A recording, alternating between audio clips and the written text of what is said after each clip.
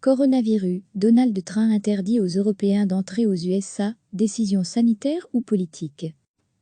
Coronavirus. Tout le monde n'a plus que ce mot-là en bouche. Un virus présent en Chine, en Europe mais aussi dans au moins États américains. Sur place, l'inquiétude grandit alors le président Donald Trump a été contraint de réagir. Il interdit l'accès aux USA pour Européens pour une durée de 30 jours. J'ai décidé de prendre des actions fortes, mais nécessaires pour protéger la santé et le bien-être de tous les Américains, a expliqué Donald Trump lors d'une allocution solennelle, par moments confuse, depuis la Maison-Blanche. Si le style est déconcertant, la méthode du président américain a une fois de plus choqué la Commission européenne et le Conseil, représentant les États membres de l'Union européenne, qui n'ont été informés de sa décision qu'au moment de son annonce. S'agit-il d'une décision sanitaire justifiée par l'urgence ou un acte politique à quelques mois de l'élection? Cela vaut bien quelques explications. Degré à lire aussi, toutes les infos sur le coronavirus. Trump a fait quelque chose qu'il ne fait jamais, il écoute son entourage. En effet, cette préconisation a été faite quelques heures avant par l'agence gouvernementale qui lutte contre la propagation du virus, explique Jean-Éric Branaha, maître de conférence à l'Université de Paris 2 Assas et chercheur au Centre Thucydide. Pour l'auteur du livre Joe Biden, le 3e mandat de Barack Obama, on est dans le sanitaire. Et pour deux raisons. La première, c'est que l'OMS hier a déclaré qu'on est désormais dans une pandémie. Et donc, l'inquiétude grandit aux États-Unis. Et puis, les décisions qui tombent aux États-Unis sont toutes plus inquiétantes, les unes que les autres. Cela ne s'arrête pas. Les foyers infectieux se multiplient avec 40 États déjà touchés. Donc, il fallait réagir. Et c'est ce que Donald Trump a fait en se positionnant en protecteur de la nation. Urgence sanitaire pour Branaha, explication politique pour Michel Liégeois, professeur au sein de l'École des sciences politiques et sociales de Luc Louvain et spécialiste des États-Unis. Donald Trump tient son explication. Les foyers infectieux aux États-Unis sont issus de l'Europe. Pour Trump, les États-Unis ont donc importé malgré eux le virus suite à une mauvaise gestion de la crise par les Européens qui, s'ils avaient davantage contrôlé les arrivées sur leur territoire, n'auraient pas permis cette contamination. C'est un grand classique des discours populistes que de rejeter la faute sur l'extérieur, et c'est ce que le président américain fait. Autre question, pourquoi le Royaume-Uni n'est-il pas impacté? Car Donald Trump vise l'espace Schengen, poursuit Jean-Éric Branaha. Il faut bien comprendre que dans l'imaginaire américain, l'espace Schengen est un espace ouvert et que le virus peut se propager de l'intérieur. Or, il estime que les contrôles sont renforcés et visiblement suffisants pour la Grande-Bretagne. Pour Michel Liégeois, on ne voit pas vraiment d'explication médicale. On ne peut trouver qu'une explication politique qui est en lien avec son positionnement sur le Brexit. On connaît la sympathie que Donald Trump a pour le Royaume-Uni, qui décidait de se séparer de l'Union européenne. Tous les deux sont toutefois d'accord sur l'impact économique d'une telle décision. La décision est compliquée et difficile à prendre pour lui, admet Jean-Éric Branaha. Il met à terre son tourisme, les conséquences sont importantes pour les avionneurs, la restauration, le secteur événementiel est aussi fortement touché. Beaucoup de gens vont lui reprocher. La crise sanitaire a un effet économique assez désastreux. Le Dow Jones est déjà retombé à 23 000, alors qu'il était à 28 000 points, donc, la crise est en train d'effacer le bon bilan économique de Donald Trump. C'est une catastrophe économique pour les États-Unis et politique pour Donald Trump. Cela ne peut que s'amplifier dans les jours à venir. Une décision qui aura aussi des conséquences sur les entreprises américaines mais pas seulement. Cela n'a pas de sens d'interdire aux Européens d'entrer aux États-Unis, d'autant que la mesure est inefficace, avance dit Van de Voorde, professeur en économie appliquée à l'Université d'Anvers et spécialisé dans le transport. Le président Trump sous-estime également les conséquences économiques que cela implique, a-t-il ajouté précisant qu'il craignait pour l'avenir de certaines compagnies aériennes telles qu'Alitalia, déjà exsangues. Les États-Unis ont par ailleurs publié un avertissement aux voyageurs sans précédent, exhortant les Américains à éviter tout voyage à l'étranger en raison du nouveau coronavirus.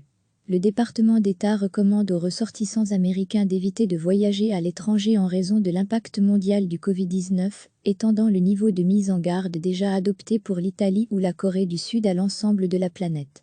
Recevez chaque matin l'essentiel de l'actualité. Coronavirus. Tout le monde n'a plus que ce mot-là en bouche. Un virus présent en Chine, en Europe mais aussi dans au moins États américains. Sur place, l'inquiétude grandit alors le président Donald Trump a été contraint de réagir. Il interdit l'accès aux USA pour Européens pour une durée de 30 jours. J'ai décidé de prendre des actions fortes, mais nécessaires pour protéger la santé et le bien-être de tous les Américains, a expliqué Donald Trump lors d'une allocution solennelle, par moments confuse, depuis la Maison-Blanche. Si le style est déconcertant, la méthode du président américain a une fois de plus choqué la Commission européenne et le Conseil, représentant les États membres de l'Union européenne, qui n'ont été informés de sa décision qu'au moment de son annonce. S'agit-il d'une décision sanitaire justifiée par l'urgence ou un acte politique à quelques mois de l'élection? Cela vaut bien quelques explications. Degré à lire aussi. Toutes les infos sur le coronavirus. Trump a fait quelque chose qu'il ne fait jamais. Il écoute son entourage. En effet, cette préconisation a été faite quelques heures avant par l'agence gouvernementale qui lutte contre la propagation du virus, explique Jean-Éric Branaha, maître de conférence à l'Université de Paris 2 Assas et chercheur au Centre Thucydide. Pour l'auteur du livre Joe Biden, le 3e mandat de Barack Obama, on est dans le sanitaire. Et pour 2 raisons. La première, c'est que l'OMS, hier, a déclaré qu'on est désormais dans une pandémie. Et donc, l'inquiétude grandit aux États-Unis. Et puis, les décisions qui tombent aux États-Unis sont toutes plus inquiétantes, les unes que les autres. Cela ne s'arrête pas. Les foyers infectieux se multiplient avec 40 États déjà touchés. Donc, il fallait réagir. Et c'est ce que Donald Trump a fait en se positionnant en protecteur de la nation. Urgence sanitaire pour Branaha, explication politique pour Michel Liégeois, professeur au sein de l'École des sciences politiques et sociales de Luc Louvain et spécialiste des États-Unis. Donald Trump tient son explication. Les foyers infectieux aux États-Unis sont issus de l'Europe. Pour Trump, les États-Unis ont donc importé malgré eux le virus suite à une mauvaise gestion de la crise par les Européens qui, s'ils avaient davantage contrôlé les arrivées sur leur territoire, n'auraient pas permis cette contamination. C'est un grand classique des discours populistes que de rejeter la faute sur l'extérieur, et c'est ce que le président américain fait. Autre question, pourquoi le Royaume-Uni n'est-il pas impacté? Car Donald Trump vise l'espace Schengen, poursuit Jean-Éric Branaha. Il faut bien comprendre que dans l'imaginaire américain, l'espace Schengen est un espace ouvert et que le virus peut se propager de l'intérieur. Or, il estime que les contrôles sont renforcés et visiblement suffisants pour la Grande-Bretagne. Pour Michel Liégeois, on ne voit pas vraiment d'explication médicale. On ne peut trouver qu'une explication politique qui est en lien avec son positionnement sur le Brexit. On connaît la sympathie que Donald Trump a pour le Royaume-Uni, qui décidait de se séparer de l'Union européenne. Tous les deux sont toutefois d'accord sur l'impact économique d'une telle décision. La décision est compliquée et difficile à prendre pour lui, admet Jean-Éric Branaha. Il met à terre son tourisme, les conséquences sont importantes pour les avionneurs, la restauration, le secteur événementiel est aussi fortement touché. Beaucoup de gens vont lui reprocher. La crise sanitaire a un effet économique assez désastreux. Le Dow Jones est déjà retombé à 23 000, alors qu'il était à 28 000 points, donc, la crise est en train d'effacer le bon bilan économique de Donald Trump. C'est une catastrophe économique pour les États-Unis et politique pour Donald Trump. Cela ne peut que s'amplifier dans les jours à venir.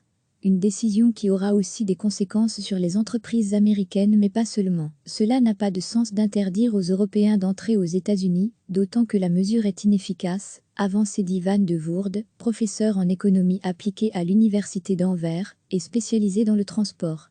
Le président Trump sous-estime également les conséquences économiques que cela implique, a-t-il ajouté, précisant qu'il craignait pour l'avenir de certaines compagnies aériennes telles qu'Alitalia, déjà exsangues. Les États-Unis ont par ailleurs publié un avertissement aux voyageurs sans précédent, exhortant les Américains à éviter tout voyage à l'étranger en raison du nouveau coronavirus. Le département d'État recommande aux ressortissants américains d'éviter de voyager à l'étranger en raison de l'impact mondial du Covid-19, étendant le niveau de mise en garde déjà adopté pour l'Italie ou la Corée du Sud à l'ensemble de la planète. Cliquez sur s'abonner pour recevoir les dernières nouvelles.